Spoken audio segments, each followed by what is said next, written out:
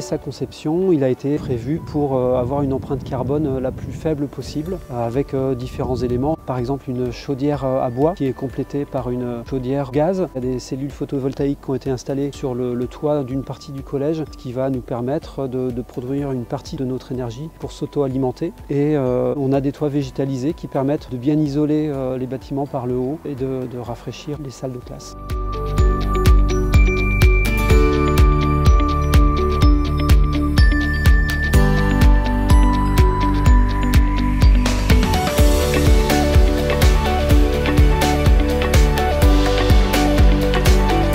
Sur les 12 années, il s'agit de remplacer plus de 5500 luminaires. Et en termes de réseau, c'est à peu près la rénovation de 95 km de réseau. D'une manière générale, ce plan a permis d'économiser à peu près la moitié des consommations énergétiques.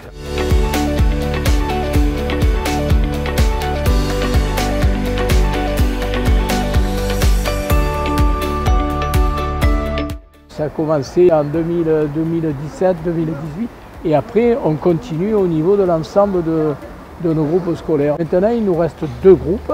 Pour les petits groupes scolaires, pour compter à peu près les moyennes dans les 50 000 €. Et pour vraiment les groupes scolaires par rapport à la surface qu'il y a et au nombre de classes, ça va jusqu'à 100 000 €.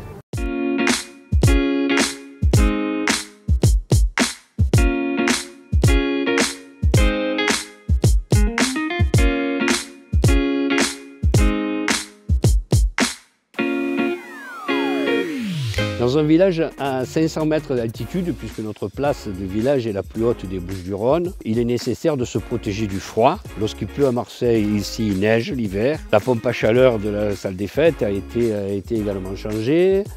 Nous sommes vraiment dans un process d'économie d'énergie. Le conseil départemental des Bouches-du-Rhône est toujours à nos côtés pour faire en sorte que le froid, aussi rude soit-il, pénètre le moins possible dans nos écoles et dans nos bâtiments publics.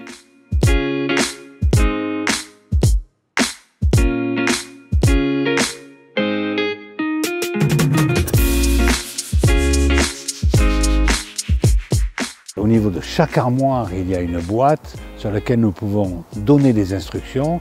Et par exemple, là où nous sommes, maintenant l'éclairage est à 100% et puis à 23 h, il tombera à 25%. Ce qui veut dire que nous allons faire un gain énergétique énorme. Il y aura toujours un minimum d'éclairement, même si c'est 25%, ça suffit pour qu'on y voit.